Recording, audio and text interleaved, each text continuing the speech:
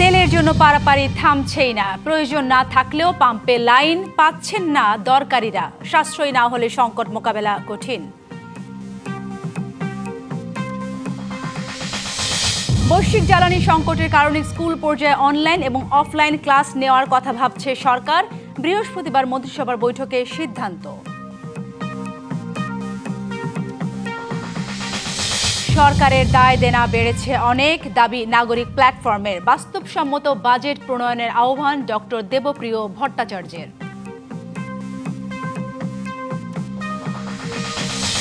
হাসপাতালে বাড়ছে হামের রোগীর চাপ, শয্যা সংকটে সেবা ব্যাহত, আক্রান্ত হচ্ছেন বয়স্করাও। ব্যাপকভাবে ছড়িয়ে পড়া ঠেকাতে সতর্কতার তাগিদ।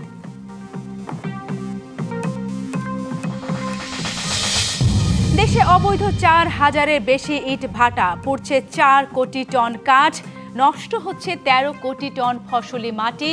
অভিযানে শেষ পরিবেশ অধিদপ্তরের কার্যক্রম। এবং হরমুজ প্রণালীতে নতুন করে টোল আরোপের অনুমোদন ইরানের পার্লামেন্টে। 24 ঘন্টায় ইসরায়েলে 43টি হামলা হিজবুল্লাহর।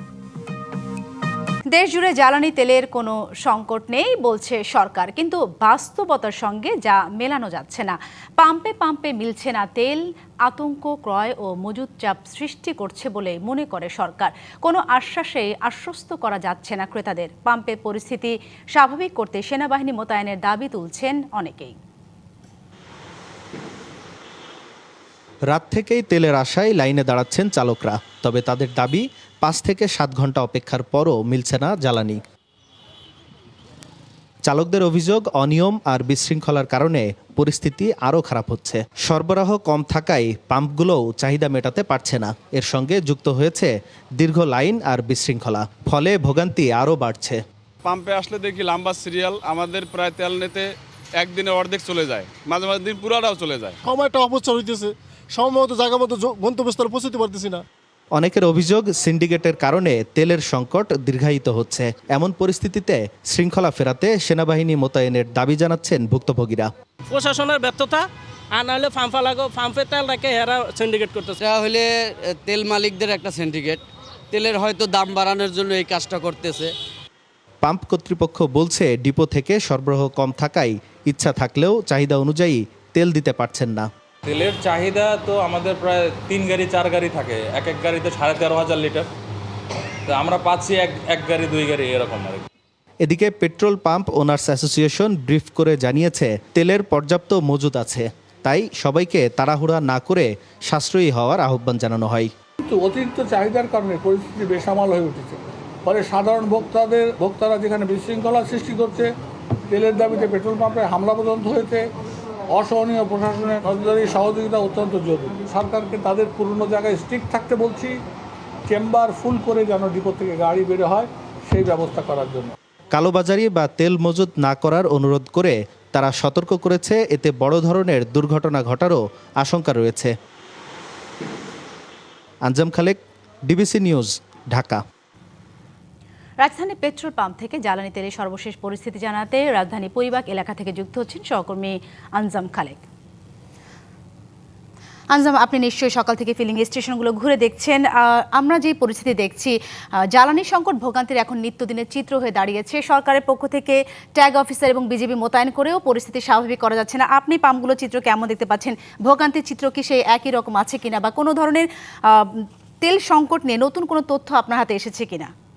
জি সাথী, আসলে ভোগান্তি একেবারেই তীব্র আকার ধারণ করেছে। আপনাকে একটু দেখাতে চাই আমার পেছনে এই যে পরিবাগ এলাকার যে পেট্রোল পাম্প, এখানে কিন্তু তেলের জন্য যে সিরিয়াল এটি দীর্ঘ হয়েছে।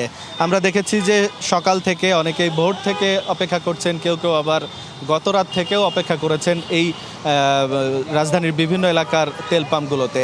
আমরা চালকদের সাথে কথা বলেছি, তারা জানিয়েছেন যে তাদের যে চাহিদা সেই অনুযায়ী তারা তেল পাচ্ছেন না। অর্থাৎ তাদের যদি একটি গাড়িতে দরকার হয়ে থাকে 20 লিটার তেল, কিন্তু তারা সেখানে পাচ্ছেন 5 থেকে 10 লিটার তেল, যেটি চাহিদার তুলনায় একেবারেই কম।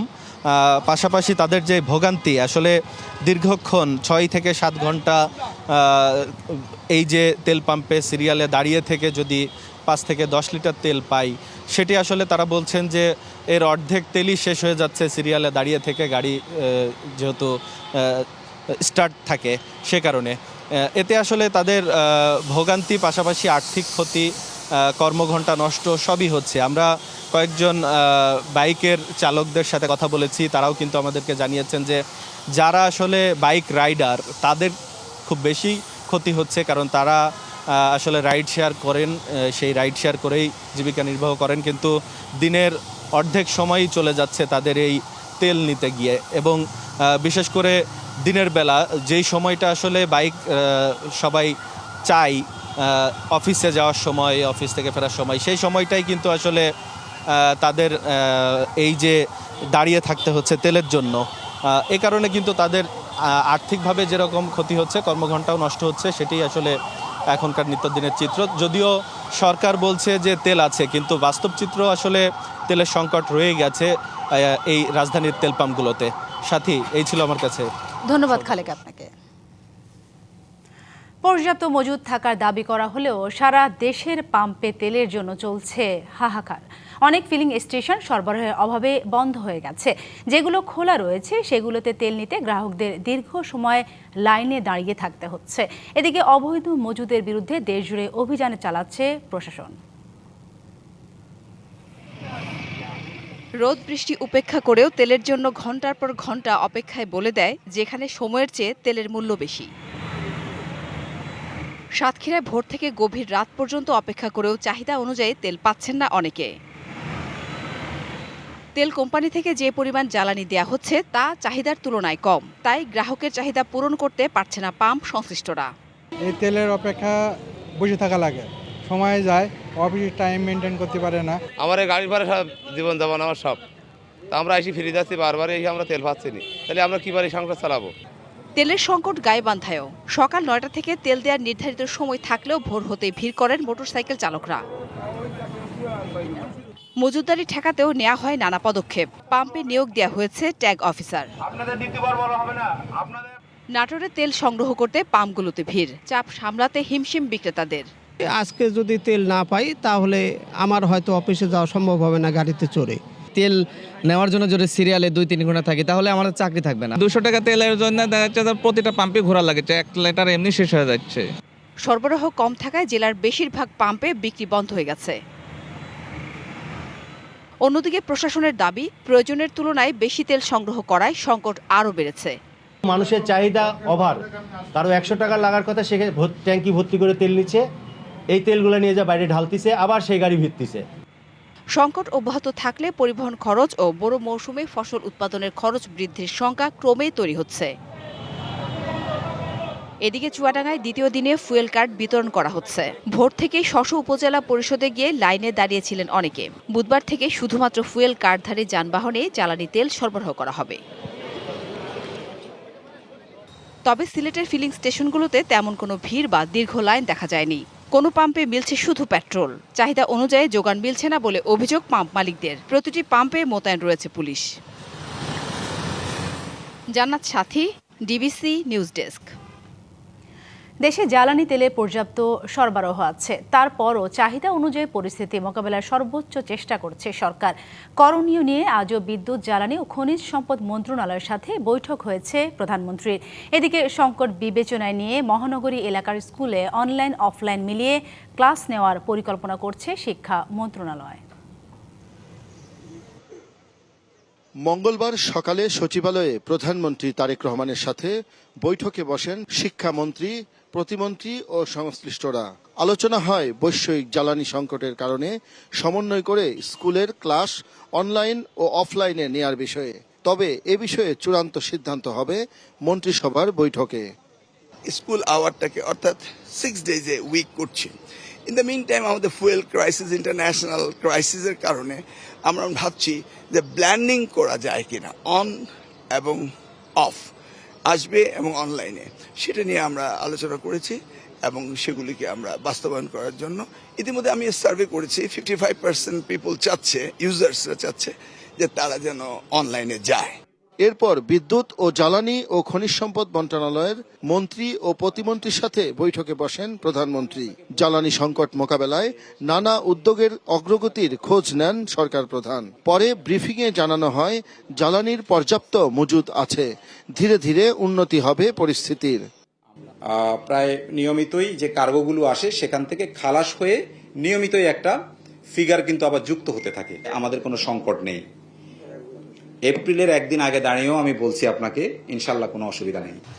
এদিন বিজ্ঞান ও প্রযুক্তি মন্ত্রণালয়ের কাজের অগ্রগতি ও কর্মসূচি সহ বিভিন্ন বিষয়ে আরও কয়েকটি বৈঠকে যোগ দেন প্রধানমন্ত্রী।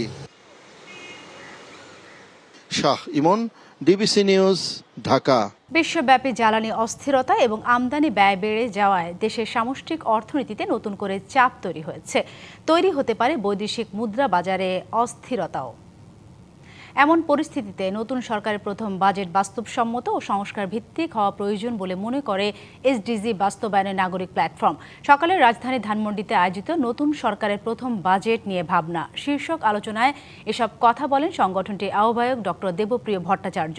রাজস্ব আহরণের ক্ষেত্রে দীর্ঘদিনের দুর্বলতা বাজেট বাস্তবায়নের ক্ষেত্রে বড় চ্যালেঞ্জ উল্লেখ করে বলেন, সাধারণের উপর কর হার কমাতে হবে, তবে যাদের কর আওতার বাইরে রাখা হয়েছে তাদেরও আওতায় আনতে হবে। এ সময় সরকারি ব্যাংক এবং বিভিন্ন প্রতিষ্ঠানে আয় বাড়ানোর তাগিদ দেন তিনি। আগামীতে মূল্যস্ফীতি আরও বাড়তে পারে বলে শঙ্কা প্রকাশ করেন ডক্টর দেবপ্রিয়।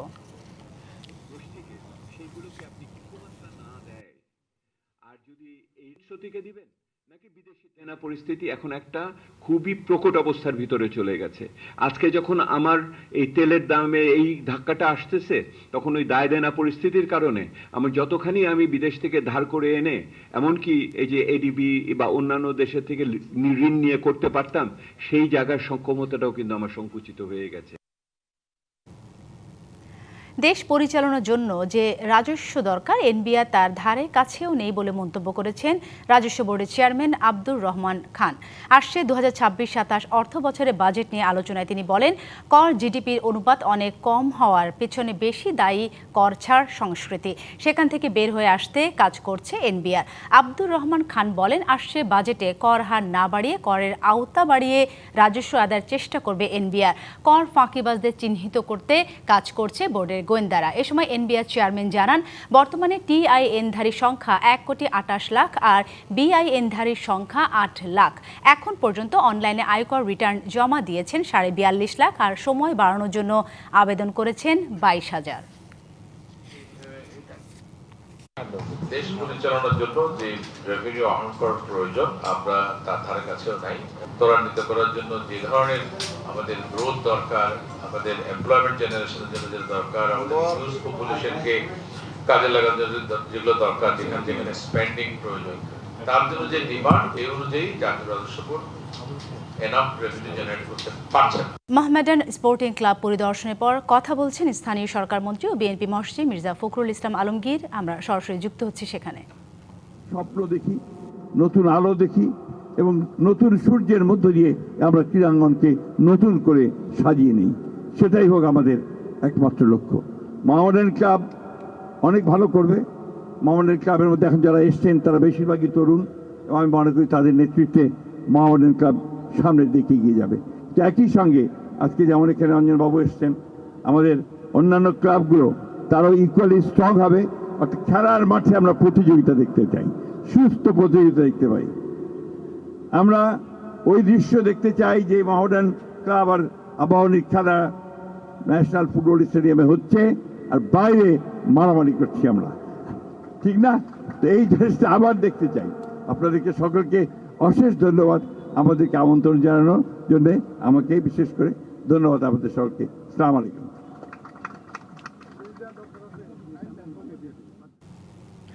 ত্রয়োদশ সংসদের প্রথম অধিবেশনের পঞ্চম কার্যদিবস শুরু হবে আজ বেলা 3:30টায়।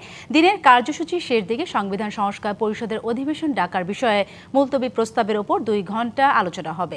রবিবার জুলাই জাতীয় সনদ বাস্তবায়ন আদেশ অনুযায়ী সংবিধান সংস্কার পরিষদের অধিবেশন ডাকার বিষয়ে আলোচনার জন্য মুলতবি প্রস্তাব আনেন বিরোধী দলীয় নেতা ও জামায়াতের আমির ডাক্তার শফিকুর রহমান। এ নিয়ে নোটিশের বৈধতা নিয়ে প্রশ্ন তোলেন স্বরাষ্ট্রমন্ত্রী সালাহউদ্দিন আহমেদ।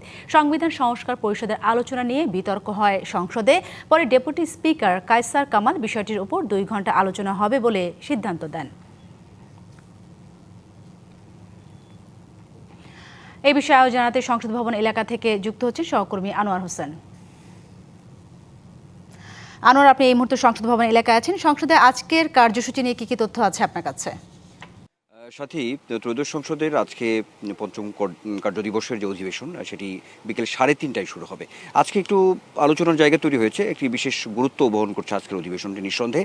যেটি আপনি খবরেই বলছিলেন, সেই জায়গা থেকে যদি বলি যে গত রবিবার যে অধিবেশনটি ছিল সেই অধিবেশনে কিন্তু যে বিরোধী দলীয় নেতার যে নোটিশ, সেই নোটিশের পরিপ্রেক্ষিতে অর্থাৎ এই যে জুলাই সনদ, সংবিধান সংস্কার আদেশ এবং সেই সঙ্গে গণভোটের যে ফলাফল, যে বাস্তবায়ন, যদি মোটা তাকে বলি যে এই যে সংস্কার মানে সংবিধান নিয়ে যে কথাগুলো হচ্ছে এবং সংবিধান সংস্কার পরিষদের সংক্রান্ত অধিবেশন নিয়েই কিন্তু মূলত ওই দিন একটি নোটিশ ছিল বিরোধী দলীয় নেতার উপস্থাপিত হয়েছিল, যেটি সংসদের কার্যপ্রণালী 62 ধারার আওতায় তিনি আসলে উত্থাপন করেছিলেন। তো সেটি নিয়েই বেশ একটু উত্তেজনাও জায়গা তৈরি হয়েছিল সংসদে, আমরা দেখেছি। পরবর্তীতে আমরা এটিও দেখেছি যে ডেপুটি স্পিকার কায়সার কামালের নেতৃত্বে মূলত এই কয়েকদিনের সংসদ অধিবেশন পরিচালিত হচ্ছে। তো সেই জায়গা থেকে তিনি যেটি নির্ধারণ করেছিলেন আজকে অর্থাৎ এই মঙ্গলবার যে এই যে কার্যসূচি অর্থাৎ শেষের দিকে গিয়ে এই তালিকাটি রাখা, যে মূলত এইটি নিয়ে 2 ঘন্টার একটি বরাদ্দ আলোচনা হবে এমন একটি কথা। দেশে প্রায় অর্ধেক ইটভাটায় অবৈধ, সংখ্যা যা 4000-এরও বেশি, যাতে বছরে নষ্ট হচ্ছে 13 কোটি টন ফসলি মাটি, পড়ছে প্রায় 4 কোটি টন কাঠ। পরিবেশ বিশেষজ্ঞরা বলছেন, অবৈধ ইটভাটার নিয়ন্ত্রণে আনতে না পারলে বিপর্যয় ঠেকানো যাবে না পরিবেশের। খোদ পরিবেশ অধিদপ্তরই বলছে, বারবার অভিযান চালিয়েও বন্ধ করা যাচ্ছে না এসব ইটভাটা। রাজধানীর আশপাশের এলাকার চিত্র এটি। পুরো ঢাকাকে ঘিরে রেখেছে হাজার হাজার ইটভাটা, যেগুলোর কালো ধোঁয়ায় ছেয়ে যাচ্ছে শহরের আকাশও। কিন্তু এসব ইটভাটার মধ্যে কোনটি বৈধ আর কোনটি অবৈধ তা বোঝার উপায় নেই। তবে হিসাব বলছে, সারা দেশে চালু থাকা 7086টি ইটভাটার মধ্যে 4505টি অবৈধ। এসব অবৈধ ইটভাটায় বছরে প্রায় 3.5 কোটি ইট তৈরি হচ্ছে। বছরে প্রায় 13 কোটি টন মাটি ব্যবহার করা হয়, পুড়ছে প্রায় 4 কোটি টন কাঠ। আরেক গবেষণা বলছে, দেশের বায়ু দূষণের 13 ভাগই আসে ইটভাটার ধোঁয়া থেকে। সে হিসেবে প্রায় 8 ভাগ বায়ু দূষণের কারণ শুধুই অবৈধ ইটভাটা। এখন এই যে ইটের ভাটার দূষণ, এটি শুধু যে ঢাকা শহরে আছে তা নয়, সারা বাংলাদেশে 7,500 থেকে 8,000 ইটের ভাটা রয়েছে এবং যে অঞ্চলে ইটের ভাটার ক্লাস্টার রয়েছে, টোটাল অঞ্চলের মানুষের বসতির, ফসলের, কৃষি জমির ক্ষেত্রে নানা রূপ। তবে এসব ইটভাটা যাদের বন্ধ করার কথা, সেই প্রশাসনই স্বীকার করে নিচ্ছে অসহায়ত্ব। বন্ধ করার পরেও বেশ কিছু ইটভাটা আবার চালু হয়েছে, তো এই তথ্য আমরা পাচ্ছি। তো এখানে কঠোর নজরদারি লাগবে, আমাদের স্থানীয় প্রশাসনের কঠোর নজরদারি লাগবে। এখানে উপজেলা প্রশাসন, জেলা প্রশাসন, ওনাদের একটা বড় ধরনের নজরদারি লাগবে, যেটা আমরা বন্ধ করে দিয়ে আসলাম, চিমনি ভেঙে দিয়ে আসলাম, সেটা যেন কোনোভাবেই আবার পুনরায় চালু হতে না পারে। আইনি পদক্ষেপের পাশাপাশি এসব ইটভাটা কমাতে পোড়ানো ইটের পরিবর্তে ব্লকের ইটের ব্যবহার বাড়ানোরও পরামর্শ বিশেষজ্ঞদের। মনিরুল সোহাগ, ডিবিসি নিউজ, ঢাকা। 2013 সালে শাপলা চত্বরে হত্যাকাণ্ডের মামলায় পুলিশের সাবেক ডিআইজি আব্দুল জলিল মণ্ডলকে গ্রেপ্তার দেখিয়ে কারাগারে পাঠানোর নির্দেশ দিয়েছে আন্তর্জাতিক অপরাধ ট্রাইব্যুনাল। একই সঙ্গে 5 এপ্রিল পরবর্তী শুনানির দিন ঠিক করে আদালত। দুপুরে আন্তর্জাতিক অপরাধ ট্রাইব্যুনালের পরোয়ানাভুক্ত এই আসামিকে হাজির করা হয়। আদালতে হাজিরের পর রাষ্ট্রপক্ষ জানায়, হেফাজতের মহাসমাবেশে হত্যাকাণ্ডে জড়িত থাকার অভিযোগে গত বছরে 14 মে জলিল মণ্ডল সহ এই মামলার জন্য আসামিদের বিরুদ্ধে গ্রেপ্তারি পরোয়ানা জারি করে ট্রাইব্যুনাল। পরিচয় শনাক্ত শেষে আদালত তাকে গ্রেপ্তার দেখিয়ে কারাগারে পাঠানোর নির্দেশ দেয়। 2013 সালে ডিএমপির অতিরিক্ত কমিশনারের দায়িত্বে ছিলেন জলিল মণ্ডল। সোমবার সন্ধ্যায় রাজধানীর সবুজবাগ এলাকা থেকে তাকে গ্রেপ্তার করা হয়।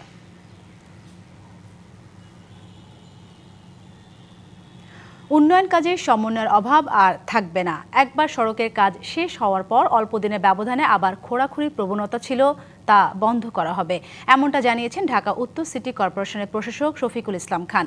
মঙ্গলবার সকালে মিরপুরে একটি উন্নয়ন কাজের উদ্বোধন অনুষ্ঠানে তিনি এসব কথা বলেন। কাজের মানের ব্যাপারে কোনো ধরনের ছাড় দেওয়া হবে না। এখন আমাদের কষ্ট করতে হবে, মাননীয় প্রধানমন্ত্রীর বক্তব্য এবং তার কর্মকাণ্ডকে অনুসরণ করে। উনি যা করতে চায় ওনাকে আমরা অনুসরণ করে আমরা একই পথে ওনার পিছে পিছে গিয়ে তাকে সহযোগিতা করা। হরমুজ প্রণালীতে নতুন টোল আরোপের অনুমোদন দিয়েছে ইরানের পার্লামেন্ট। সেই সাথে শত্রুদের উপর হামলা জোরদার করেছে তেহরান। অন্যদিকে 24 ঘন্টায় ইসরায়েলের উপর 43টি হামলা চালানোর দাবি করেছে হিজবুল্লাহ। 1 মাস পেরিয়ে গেছে, মধ্যপ্রাচ্যের যুদ্ধ এখনও দিক নিশানা খুঁজে পাচ্ছে না। পরিণতি কি হবে তাও বলতে পারছে না কোনো পক্ষ। এমন পরিস্থিতিতে হরমুজ প্রণালীতে চলাচলকারী জাহাজ থেকে নতুন টোল আদায়ের অনুমোদন দিয়েছে ইরানের পার্লামেন্ট। দেশটির পার্লামেন্টারি কমিটির এ সিদ্ধান্তে যুক্তরাষ্ট্র, ইসরায়েল সহ শত্রু দেশগুলোর জাহাজ চলাচলে নিষেধাজ্ঞা জারি করার ইঙ্গিত রয়েছে। এদিকে হরমুজ প্রণালী পুরোপুরি উন্মুক্ত না হলেও ইরানের বিরুদ্ধে চলমান মার্কিন সামরিক অভিযান শেষ করতে আগ্রহী মার্কিন প্রেসিডেন্ট ডোনাল্ড ট্রাম্প। এদিকে লেবাননের সশস্ত্র গোষ্ঠী হিজবুল্লাহ দাবি করেছে 24 ঘন্টায় তারা ইসরায়েলি বাহিনীর ওপর 43টি হামলা চালিয়েছে। এর মধ্যে সীমান্তবর্তী এলাকা ও উত্তর ইসরায়েল লক্ষ্য করে একাধিক হামলা চালানো হয়েছে বলেও দাবি হিজবুল্লাহর। একই সময় দুবাই বন্দরে নোঙর করা কুয়েতের আল সালমি তেলের ট্যাঙ্কারে হামলার অভিযোগ উঠেছে ইরানের বিরুদ্ধে। কুয়েত পেট্রোলিয়াম কর্পোরেশন কেপিসি জানিয়েছে হামলায় ট্যাঙ্কারটি ক্ষতিগ্রস্ত হয়ে আগুন ধরে যায় এবং তেল ছড়িয়ে পড়ার আশঙ্কা তৈরি হয়েছে। অন্যদিকে ইরাকে মার্কিন ঘাঁটি লক্ষ্য করে 5টি হামলার দায় স্বীকার করেছে একটি সশস্ত্র গোষ্ঠী সারায়া আউলিয়া আল দাম। একই সময় ইরান দাবি করেছে তারা 2টি MQ-9 রিপার ড্রোন ভূপাতিত করেছে। লেবাননের দক্ষিণাঞ্চলে পৃথক 2টি হামলায় জাতিসংঘের 3 শান্তিরক্ষী নিহত হয়েছেন। সংঘর্ষের মধ্যে শান্তিরক্ষীদের ওপর হামলাকে আন্তর্জাতিক আইনের গুরুতর লঙ্ঘন হিসেবে উল্লেখ করেছে জাতিসংঘ। ইউনিফিল রসদবাহী কনভয়ে হওয়া এক বিস্ফোরণে 2 জন ইন্দোনেশীয় শান্তিরক্ষী প্রাণ হারিয়েছে। আরও 2 জন শান্তিরক্ষী আহত হয়েছেন, যার মধ্যে একজনের অবস্থা গুরুতর। তার আগের দিন নতুন ইউনিফিল ঘাঁটির ভেতরে এক বিস্ফোরণে একজন শান্তিরক্ষী নিহত হন। এ ঘটনায় তীব্র নিন্দা জানিয়েছে জাতিসংঘ, আর সংস্থাটির নিরাপত্তা পরিষদের জরুরি বৈঠক ডেকেছে ফ্রান্স। এদিকে ইরান জানিয়েছে যুদ্ধ নিয়ে যুক্তরাষ্ট্রের সঙ্গে কোনো আলোচনা চলছে না, যদিও ওয়াশিংটন দাবি করছে 2 দেশের মধ্যে যোগাযোগ অব্যাহত রয়েছে। অন্যদিকে চলমান যুদ্ধ নিশ্চিতভাবে অর্ধেক পথ পেরিয়ে গেছে, আর ইরানের ইসলামী প্রজাতন্ত্র অবশ্যই অভ্যন্তরীণভাবে ভেঙে পড়বে বলে জানান ইসরায়েলের প্রধানমন্ত্রী Benjamin Netanyahu. Irteza Chowdhury, DBC news desk. 16 বছরে কম বয়সীদের জন্য সোশ্যাল মিডিয়া ব্যবহারে নিষেধাজ্ঞা অমান্য করায় প্রযুক্তি সংস্থাগুলোর বিরুদ্ধে তদন্ত চালাচ্ছে অস্ট্রেলিয়া যোগাযোগ মন্ত্রী অ্যানিকা ওয়েলস এ তথ্য নিশ্চিত করেছেন। তিনি জানান আইন কার্যকরের 3 মাসের মধ্যে প্রায় 50 লাখ সামাজিক যোগাযোগ মাধ্যমের হিসাব বন্ধ বা নিষ্ক্রিয় করা হয়েছে। তবে সরকারের দাবি নিয়ম মানছে না বড় প্রযুক্তি কোম্পানিগুলো। এদিকে দেশটির অনলাইন নিরাপত্তা নিয়ন্ত্রক সংস্থা সেফটি কমিশন তদন্ত করছে বিশ্বের শীর্ষ 5টি মাধ্যম ফেসবুক, ইনস্টাগ্রাম, স্ন্যাপচ্যাট, টিকটক ও ইউটিউবের বিরুদ্ধে। সরকারের অভিযোগ এসব মাধ্যম বয়স যাচাইয়ের নিয়ম যথাযথভাবে কার্যকর করছে না। এমনকি অনেক ক্ষেত্রে কম বয়সীরাই সহজে নতুন অ্যাকাউন্ট খুলে আবারও এসব মাধ্যমে প্রবেশ করছে। মন্ত্রী আরও বলেন কোম্পানিগুলো ইচ্ছাকৃতভাবে ন্যূনতম পদক্ষেপ নিচ্ছে যাতে এই আইন ব্যর্থ হয় এবং তাদের ব্যবসায়িক লাভ অক্ষুণ্ণ থাকে। বিশ্বের অন্যান্য দেশও অস্ট্রেলিয়ার এই পদক্ষেপ গভীরভাবে পর্যবেক্ষণ করছে এবং শিশুদের সুরক্ষায় একই ধরনের আইন প্রণয়নের কথা ভাবছে। ইসরায়েলের পার্লামেন্ট নেসেটে ফিলিস্তিনিদের জন্য নতুন পাশ হলো আইন। নতুন বিতর্কিত এই আইনে বলা হয়েছে ইচ্ছাকৃতভাবে প্রাণঘাতী হামলা দায়ে দোষী সাব্যস্তদের জন্য মৃত্যুদণ্ডই হবে প্রধান শাস্তি। তবে একই ধরনের অপরাধে ইসরায়েলের ক্ষেত্রে এই সাজা প্রযোজ্য হবে না। বিলের পক্ষে ভোট দিয়েছেন প্রধানমন্ত্রী বেনিয়ামিন নেতানিয়াহু সহ 62 আইন প্রণেতা। বিপক্ষে ভোট দিয়েছেন 48 জন। এরই মধ্যে যুক্তরাজ্য, ফ্রান্স, জার্মানি ও ইতালি এ বিল নিয়ে গভীর উদ্বেগ প্রকাশ করেছে। ইসরায়েলি কট্টর ডানপন্থী জাতীয় নিরাপত্তা মন্ত্রী ইতামার বেন-গাভির এক্স এক পোস্টে জানিয়েছেন বিশেষ পরিস্থিতিতে এই সাজা কমিয়ে যাবজ্জীবন কারাদণ্ড করা যেতে পারে। আইনে আরও বলা হয়েছে রায় ঘোষণার 90 দিনের মধ্যে মৃত্যুদণ্ড কার্যকর করতে হবে।